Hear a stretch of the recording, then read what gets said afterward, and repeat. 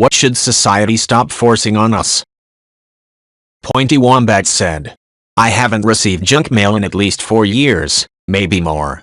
I have a little sign in my mailbox that says no unaddressed mail. In Canada, they have to abide by it. Nothing since I put it there except the odd political junk mail which they have to deliver by law.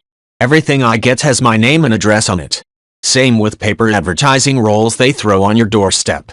I emailed some email address I found online and I haven't received a thrown flyer in probably 2 years. They just skip my house now. Can't seem to stop the religious and other door-to-door people who jam info cards into the door though. Freshivocado0 said, yes, this is so frustrating. I think the pandemic has made it worse in a way. A friend of mine keeps saying if you're good at it and enjoy it, wouldn't you want to make a business out of it? Like, no. This is for me and I enjoy it, but I wouldn't want to do it every day, or for other people and have to listen to their wants and needs. It's a hobby, not a potential product or service. Romanoff Rydell said, the ad bombardment is reaching a truly infuriating level. To the point where I purposefully do everything possible to ignore them. Chris Reese said, in Sweden it's at least mostly government ads like let's recycle, stop putting this shit in your sink, Jesus Christ, and don't undercook your own hamburgers this summer. The restaurants you're trying to copy use specific meat, not just any old frozen hamburger. There's also news articles, which I think works well since it's usually non-political like COVID information, back when I still went there in February 2020, or that someone's in the hospital because they undercooked their hamburger. Duffman13JWS said, subscription-based home fitness services are the wildest to me. You mean people want to buy a $3,000 spin bike and still pay $30.40 a month to have someone yell at you to pedal faster? That one's not even as crazy as the fitness mirror, which are also $1,500 minus $3,000, have a subscription fee, and are just some dude yelling at you to do push-ups. You can get that for free by joining the army. I'm just sitting here with my squat rack and barbell in my basement that I only had to pay for once in all of these companies' business models and the direction the market is going. Chakralatex said, donating your vacation time to coworkers because the company you work for is shitty. There was a natural disaster in one of the stores in the chain I worked for got flooded. Instead of just giving people time off because they literally couldn't work, they asked everyone to give up the few paid days off we got a year. Most of us got less than a week off a year. The Wonder Snail said, I had a coworker who had a life-threatening sickness that kept them out of work for a few months. We got multiple emails asking if we wanted to donate our sick vacation time to this person so they could get paid while dealing with a life-threatening medical condition. It made me absolutely sick. The company, that was making record profits, couldn't just pay this person out of kindness while they were fighting for their life. Nambit said, I mean clothes, but the actual people who established it were rich business owners who wanted people working in their factories as much as possible to maximize production for them, often while they enjoyed the wealth generated via the labor of their employees. It's only thanks to unionization that it even went down to 5 days. Prior to this it was a 6-day week, and the 7th was only a day off so people could attend church. Of course 5-day weeks only made sense when it was only men working, as women were expected to do household chores during the week. This division of labor allowed for less things needed to be done on the weekend. You wouldn't spend your weekend getting all your chores done ready for Monday. This was also a time when jobs paid people enough for a family to survive on one person, rather than the stagnation levels seen today where working multiple jobs is the only way many people can make ends meet. Ayla Zilana Grebiel said, that we have to be available at all times because of our phones. I get it if you're late for something, or have plans with someone, but you always are pushed to be available.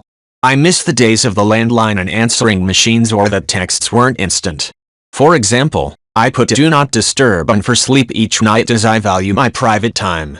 I'll wake up to 20 texts, updates, at least 2 if not 3 phone calls and voicemails. It's insane. Also on that note, you don't get to leave your work at work. They own you at the home because they can text you.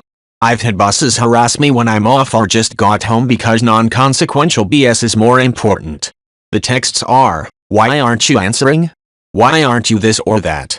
If you don't answer, you're fired. Mind, this isn't life or death stuff or accounts. This is whether or not so and so drain the water cooler, or who's bringing coffee next week, or can you bring something for potluck. It's not, hey, let's hammer out these accounts, or our RM is flying and please have these ready, or double checking everything is done. Have a good night. The other pettiness is absolute BS. You want to hit back with, Brittany, I'm at home because I'm off and all is done at work, please leave me alone. Or Kim, I'm asleep, it's 11:30 at night and I'm exhausted from running your store all $day because you took a 5-hour smoke break. Then if you don't answer, it's WWII when you get there and you're public enemy number 1. Then what follows the harassment on a nightly basis is they push you to come in on your days off. Then it could be the only day off you've had in a month and you need serious mental decompression. They say things like you're not a good communicator at all, or you lied on your resume that you're reliable. It's no, honey, no. I didn't sign up to be your personal slave and you owning me because we have text messages. Penelope said, I have 2 kids, and I would definitely not recommend it to anyone who doesn't really want them. It's so hard.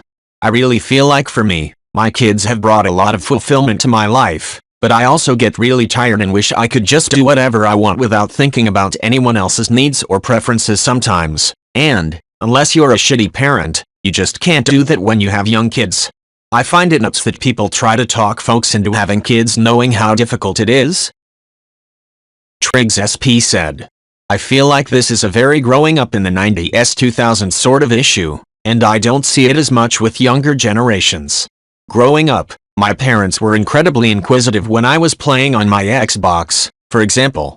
They'd always demand to know who I was talking to when playing, and no matter how many times I tried to explain that this was someone my age or that I was just talking to people in a random lobby, they'd be convinced that I was about to become a victim of some heinous crime.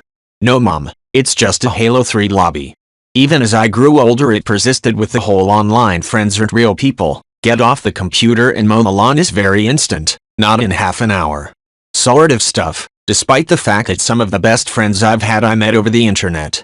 With everyone I was friends with at the time when I was young, their parents pretty much all had the same mindset. On a positive note that I briefly mentioned above, it seems to me that the younger generation of parents raising kids now are much more understanding of the internet and don't seem to demean it as much. Probably a consequence of folks who had internet access in their teens and 20s who are now raising kids. Martian Pudding said, Work? Not saying that work is inherently bad and no one should do it, but our mentality that everyone should always be either in school or having a job or retired no matter what is toxic. It allows companies to abuse their workers because they can't survive without a job. When we invent automation that makes less work necessary, we don't celebrate that we can work less. Instead, we do everything we can to invent more shit jobs and penalize people who can't find jobs because we can't imagine that working less could actually be a good thing. Amrad said, Me too. I've known people that have been in relationships since they were 13 or 14 and then married, but maybe not to the same person.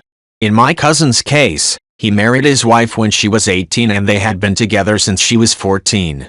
Same with my brother-in-law, he met his wife when she was 14 or 15. It makes me think people enjoy some of your youth without being part of a couple. I always hated the boyfriend daring questions like it was the only thing to do. But divorces skyrocketed in the late 70s and early 80s. As if they finally figured you didn't have to get married to be valuable. I wonder how many who married from 16-20 would actually do it if they could go back. Though I was always embarrassed about not having boyfriends in my early 20s, looking back it was probably more of a good thing.